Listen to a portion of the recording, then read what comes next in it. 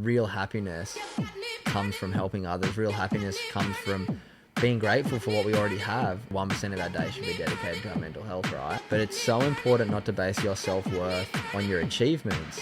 You should be basing your self-worth on your values. I've been ranked pretty much in the top 100 surfs on the planet for close to 10 years. Desire to help people, this desire to do more than just be a surfer. This may be the moment that's almost like a trailer to the episode. You might find this as a separate snippet on the podcast platforms, or it might just be the perfect recap at the end of a great episode. So I'm going to dive into those 5 questions with you. They're relatively rapid fire. They are quite new, so I'm going to get my notes out, you know. Let's go for it. The first one is and I'm going to specify here the one book or one podcast that you'd recommend someone listening to. Oh, that is so hard. One. Okay, Lost Connections, a book by Johan Hari. We're talking about that on the way up. Oh, really? Bro, he's a changes your mind. I've not on read what or mental health listened. is. I've listened to all of his interviews around Yeah. it. Really interesting, hey? Super interesting. Completely. For someone who is quite deep into mental health already, read it about a year ago, had it on my bookshelf for about 2 years before I read it, and I'm very disappointed that I hadn't read it earlier, but very grateful that I read it when I did, because it has changed my understanding on mental health quite a lot, around pharmaceuticals, around what it means to be mentally healthy and how to achieve it. But yeah, Johan Hari, Lost Connections, if I was to do one. I love it. Number 2, the one skill that you'd recommend mastering that significantly improved your life. Meditation. Nice and Done. simple. Straight Straight up. down the middle. Join that 1% club, people. Oh, That's the pitch. Just find a meditation that works for you. There's a million ways to do it. I literally you can search YouTube 10-minute guided meditations. Once you get a bit more advanced, I try and do mantra meditations now. I'll sit and do 20 minutes with just a mantra going on in my head with just a sound playing, just so it's soothing, and just do 20 minutes of trying to silence that mind and just create some space. Do you do it at the same time every day, or? No, I'm pretty sporadic. I try to do it in the morning. This morning, for instance, I forgot I slept in, and me and my partner ended up going up to hiking to the lighthouse at Palm Beach. Oh, nice. And when we're sitting up there watching the ocean, I took her up there for the first time, and she loves meditating too. And she was like, "Oh, let's do our meditation for today." So we just sat there up on the headland and closed our eyes and meditated for 10 minutes. So I just kind of do it whenever I can. But yeah, morning's kind of when I try to get it done. I love that. The one challenge that you've faced that's required the most personal growth to overcome. One challenge. When I lost my major sponsor when I was about 22, 23, I was sponsored by Hurley for like 7 years, and then I kind of got put an ultimatum put on me.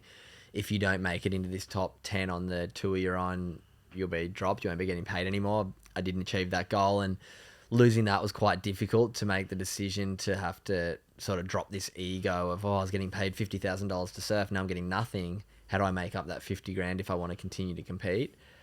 So the challenge there was to drop the ego and go and get a job and realize that nobody really cares. Like in my mind, I was like, oh, people are going to judge me that I'm like working instead of getting paid to surf. And then once after working for a few years and like looking at other people who work to surf from the outside, I'm like, everyone's so obsessed with their own life that. So I think just that was one of the biggest challenges, and that was one of the biggest things I learned, that nobody really cares what's going on in your life. Probably even empowers you more, right? Because it makes you relatable. Exactly. And then I was my mindset changed so much when that happened, because I went to like working at a surf school, to working doing landscaping, to a year and a half on a building site. And what I learned was a lot about gratitude, to be honest. It changed my whole mindset when I was traveling. I went from this kind of privilege, getting paid well to surf, just enjoying it for what it was, to I have to work 50 hours a week when I'm at home to get to the next event. And then for one, I was more appreciative when I was at the event, but instead of being, oh, like this sucks that I have to do this, I was like, are you kidding me? How cool is this? I work for 3 weeks to go overseas for 3 weeks, whereas the bloke standing next to me digging holes is working for the 3 weeks that I'm overseas surfing. So it's like, it created this great perspective that like, wow, I was living the absolute high life for a long time, whereas now I'm still living the high life. It just mattered how I had, what lens I had, what perspective I had. So that was a big change for me to be like, oh, it's still pretty good. Definitely perspective's powerful, right? Mm. The one daily ritual or the daily ritual that I guess it could serve as a morning routine or maybe like an evening routine to set you up for the next day's success that you think powers your day.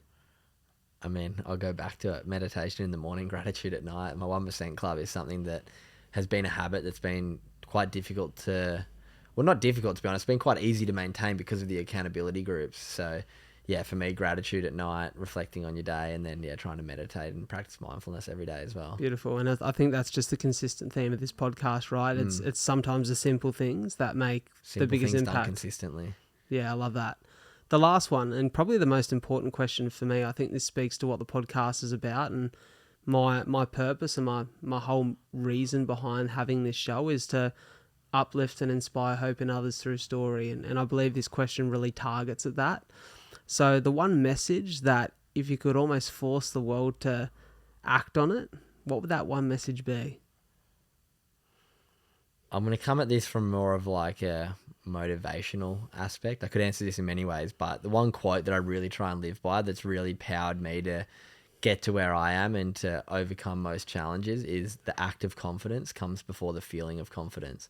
And let me break that down a little bit. The idea that so often the thing that's holding people back is a lack of confidence, and they're waiting for this feeling of confidence before they partake in a new challenge, a new job, leaving a job.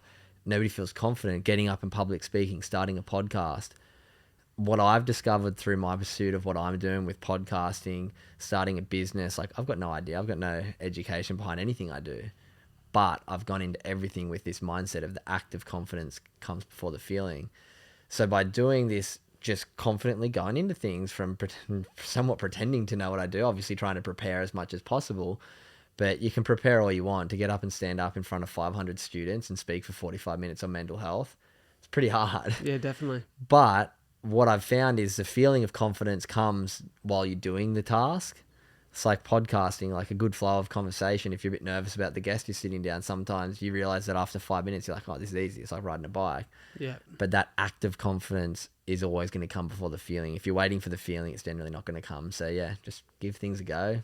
Probably requires a bit of vulnerability too, right? Exactly. Absolutely. Yeah. It's like courage comes from vulnerability. Like Brené Brown's a massive, massive inspiration and person. We had that conversation on the way up too. All right, how long was you driving the car? Bro, you seem to have so many good conversations. 2 hours, bro. We almost had our own podcast.